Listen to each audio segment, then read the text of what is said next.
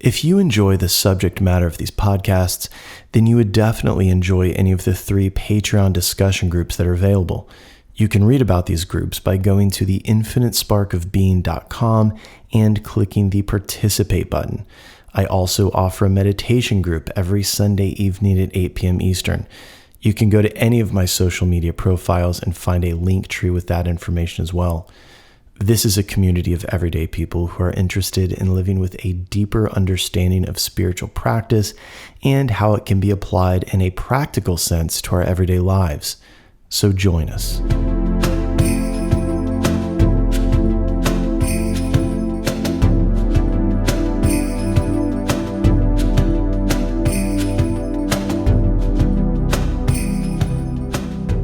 Welcome to the Infinite Spark of Being podcast. My name is Keith Welsh, and in this episode, we're going to discuss faith and meditation, discuss them separately and together, how they work together.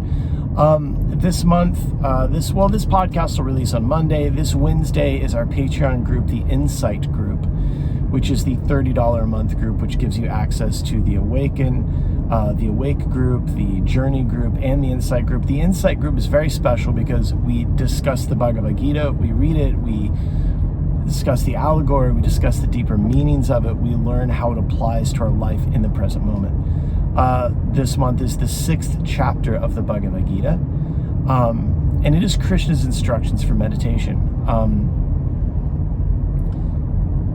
They are, not debated, but there's different ways of looking at it, I guess you could say. For instance, when he says we focus on the spiritual center of the body, some would say that's the nose, the breath, who knows, the roll the eyes up into the forehead because they're talking about the pineal gland or whatever, but those kinds of things get debated. But the thing, as a side note, that I love, tongue-in-cheek, is that so many people, they'll say things like, I wish there was a guidebook for life. I wish, they read all these stacks of books on meditation and how to live. And it's like, yeah, but there's also just the Bhagavad Gita. You can read it. You don't have to have a belief or faith in Krishna. Interesting that I would say faith, since it's what we're going to talk about. You don't have to have any of that to understand the value of it and to receive the benefits of this text. I usually find myself yelling in my own head when I'm listening to something or watching something where somebody makes that comment that there's no guidebook for life. Like, well, there is. You're going to have to read it, and you can't download it, so it's not going to be an app with a lot of prompts. Anyway, but it does have not detailed instruction, but I think if you read the entire Gita, you understand the 6th chapter better. You got to read the whole thing. That's part of the other quote-unquote problem that popular culture would have with it, is that it requires that you often sit down, read it, study it, if possible, find someone who can explain it to you, i.e. the Insight group with our Patreon. But anyway, the benefit that I've said a blue million times, as my mother would say, of meditation is that it allows for space. It allows you as an awareness to hold space for the mind, to hold space for the nervous system as they tighten, they whirl, they race, whatever. And it allows you to allow enough space that you are not a slave to the senses. The ultimate senses would be the nervous system, that every urge you feel, every thought that leads to the urge, the physiological symptoms that lead to the thinking, it allows you as an awareness to create pause enough to do something else. That you do, when you feel this way, you do this thing. When you think this way, you feel this thing and you do this thing. And every time you do this thing, it leads you to the same place, to the same distress, to the same suffering, the same pain. And it allows you enough space to do something else. That requires fearlessness. It requires that you sit with the discomfort of this moment in order to do something that is often antithetical to your biological imperatives, which all of the things that we do, especially these lower chakra urges, which the lower chakras are just as important as the upper. You have to have all of them because we are inhabiting this human organism. That these root urges, base urges, are rooted in fear. Biological imperatives are rooted in the fear that the species will cease to exist, so we got to do something about something so that we don't die, so that we're not ostracized, so that whatever, right? But it allows space to do more spiritual thinking, do things out of compassion, loving kindness, love, because those things are fearless. You do those things in the face of this fear. Spiritual practice, our spiritual divine self is not afraid. You know, it's why Chogyam Trungpa gave the instructions that the back is strong, it is straight. The front is soft because it's afraid of nothing. The eyes are open and a soft gaze because it's not afraid to look at the truth. You don't need to turn away or shut your eyes to the truth or to the suffering. You can stare at it, right? You know, we do have every Sunday evening, we have a meditation group at 8 p.m. Eastern time. And that is where we go into more instructional meditation, obviously. We talk more about it. But this space that is created through this practice becomes an essential component to our entire life. To what we're going to talk about is faith. To have faith. Now, the way faith gets described culturally, I think is, I don't know, I'm not a fan of it. It starts to sound beliefy, and maybe it is, right? But the way I understand faith is maybe a little different. I don't think it's that incorrect, though. So belief, as I've said, is this non-quantifiable thought exercise or thought experiment. Really, it's an experiment rather than exercise, that you're going to choose to believe in this thing and believe in whatever this is, which essentially trains the mind to find the path by which that thing is possible. Call it confirmation bias. You only look for the good, and let's say you pray and pray and pray to God to put this thing into your life, to find a way that this is possible. And you do. And that is either because you've trained the mind to look for that possibility and to find a path towards that possibility, or you have requested through God to speak through the divine mind, and hopefully you're quiet enough to hear the divine mind, the still small voice within, as the Quakers would say, as it's described in Ezekiel, to where you are led to this possibility, this thing that you want. All that aside, if it's not the right thing for you, then be careful what you ask for. But faith,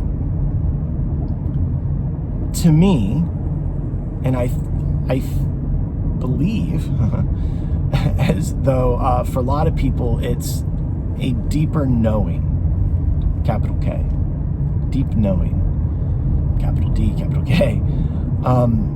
That you know, like you know, like you know, as that lady says in that documentary, The Secret, or the book, whatever, however you took in the information. And when you know, like you know, like you know, and you just know, right? In fact, you know so deeply that your prayer is more of, like, you know that this thing will be taken care of, you believe, you have faith that this thing will be taken care of. So you know it deeply, and then you are already grateful for it already happening in your life. So the prayer is more of a prayer of thankfulness and gratitude rather than a request. You're essentially thanking God for doing this thing that you might not already have in your life. You understand that? Faith is that deep knowing. And when I talk about this, it sounds very undoable to a lot of people. It sounds far-fetched. It sounds difficult. To an extent, it is, if you're already so deeply negative and ground down by life or beaten down by your experiences, that, yeah, it's a big ask. It's huge. I get that. But I would like to point out that, like, when we've talked about prayer and mantra and affirmations, you're already doing it. I have people close to me that have faith that shit will always go sideways. They just know, like they know, like they know, and their energy goes where their attention goes, and their mind is trained to find the worst case scenario, the worst possible thing, and they're exercising faith. They're having faith in their prayer, in their mantras, in their affirmations. I know this is fucked. Life is hard. People are assholes. I don't know, fill in the blank. And they have faith in that, a deep knowing. They deeply know with a capital K that shit will be fucked. And then, since the universe is lawful, and that God is lawful, and that everything is lawful, lo and behold, here we are, right? Like I would always teach, when I worked in drug treatment and mental health, I would say, we know that affirmations and mantras work because you're here. Congratulations, you've made it. You described a shit life, and by the grace and the law of the universe, you have manifested this shit life that you desired so greatly. But I didn't desire this. This is what I wanted. It's not. Are you sure it's not what you wanted? Because that's what you described every day, every second of every day. And you get the balls to sit here and say it's not what you wanted? Well, it sounds to me like somebody needs to get their fucking story straight. What do you want? And, Christy and I often have to check each other's thinking. This is the beauty of having a If you believe that you would benefit from working with me one-on-one on anxiety, ruminating thinking, grief and loss, or stress management, then shoot me an email or a direct message. Or if you're interested in learning about how meditation and spiritual practice can transform your reality and in turn change your life, then again, please reach out through email or direct message. Both. Thank you. Doing the same work at the same time with the same system, then you can kind of check each other. This would be the benefit of friends, community, which is what we're trying to create here with this Patreon group, a community of people. We can check in with each other. That when we're in group and we say something that's negative, somebody can chime in and go, you keep describing it in this fucked up way, right? That's satsang. That's the sangha. That's the community of truth tellers. That's the benefit of that stuff. So those of you trying to do this on your own, good luck, enjoy. But if you found that working it out on your own isn't quite working out, or maybe it's isolating and you've had to alienate everybody around you, come join us. But this is faith. Deep knowing like you know, right? So our faith has to change. If the direction of our faith is towards things being hard all the time, life is this and life is that, and the world is this and the world is that, then you have that faith. Then we have to look at Buddhism, right? We have to look at what we're taught, even in the Gita, that what Maya is, right? That's the other kind of pain in the ass about the Bhagavad Gita, is you might have to do additional reading. It might not be a quick fix. You might have to work at this thing. And I know, God forbid, some of you work hard at this. Look, I'm joking. I love you. You'll figure it out. But come on. You're going to have to put in some work. But Maya being illusion, that this is God's Maya. This is God's illusion. especially when we're talking about in terms of the Bhagavad Gita, in terms of Lord Krishna. Krishna is an emanation of Vishnu, the sustaining aspect of God. And that sustaining aspect of God is Maya. Maya comes out of it. Brahma, creativity of God, the creation factor comes out of Vishnu as well. Vishnu's doing everything. Krishna's doing it all. At least that's what they say. They being the people that know, not me. But that takes me on a little jaunt over here to the right. This morning I was finishing up writing another piece for the book. Yes, I'm still editing and then going, fuck, I need to write something about this. I think this is the last of it. What's really funny, if I've already started thinking of what the fourth book is and fighting the urge not to put it in the third one, because my God, this thing can't be the size of a phone book. For some of you, the phone book was, the Yellow Pages, a very thick book, and it was filled with phone numbers. So before Google, you had to let your fingers do the walking. So it's this thing where and I've talked about this when it comes the description of God. And this applies to your description of faith, your understanding of faith, especially if you live in the West, especially if you live in America, the United States. We have this Judaic, Abrahamic, because I hate to let the Muslims off the hook. Don't worry, you too.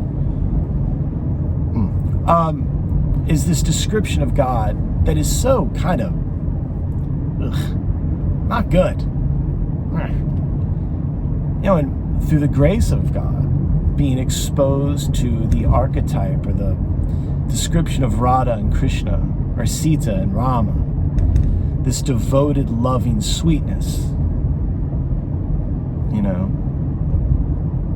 kind of forget the last part of the Ramayana when Sita comes home and things are a little strange.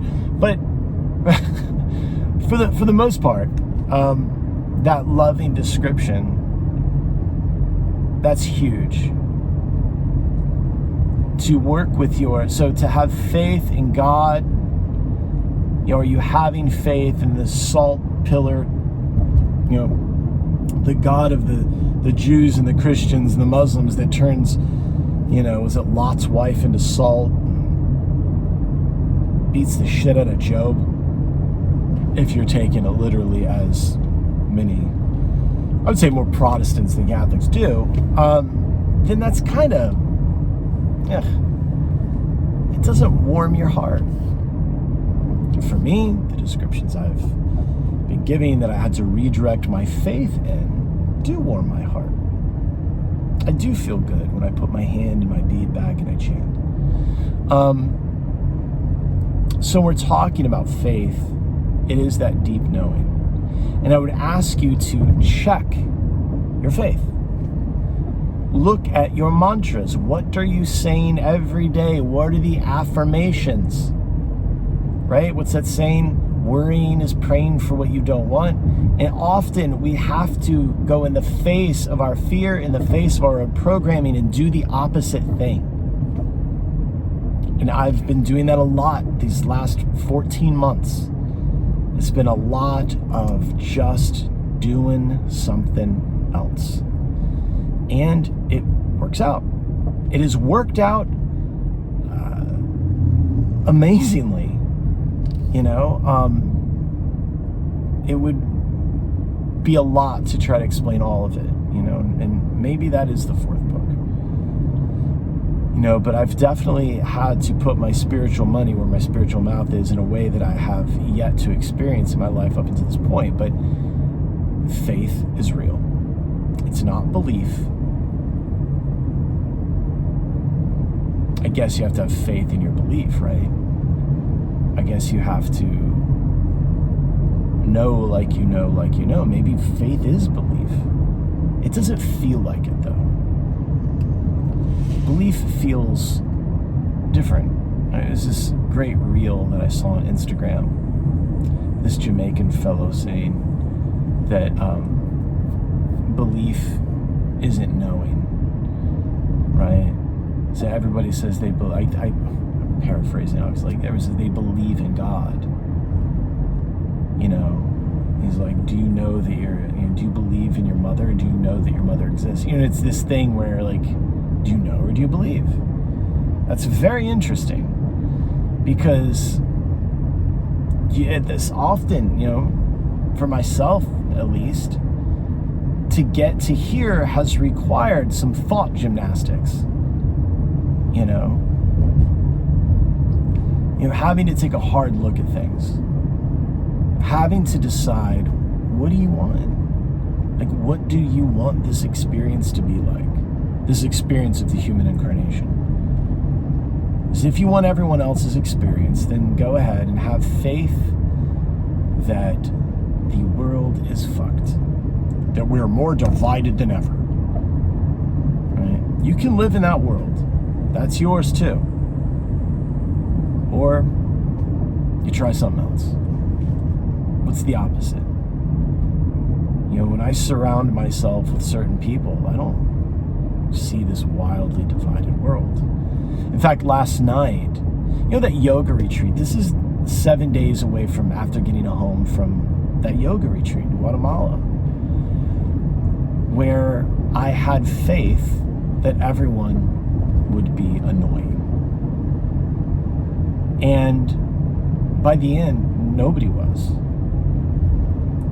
You know, I pushed myself out of my comfort zone. Christy pushed me out of my comfort zone a few times. When I was like, all right, we'd go into the dining hall, and I said, go ahead and find a seat. And then she'd sit at the table with somebody that I previously found very irritating. And I just kept looking at once more. I'm looking at her across the table like, what the fuck? Like, try not to laugh. Like, are you serious? And we both got up smiling. She's like, oh my God, that was so much fun. They are amazing. So it was very cool. And then last night we went to dinner with some people that were there, that we kind of created like kind of a splintered group.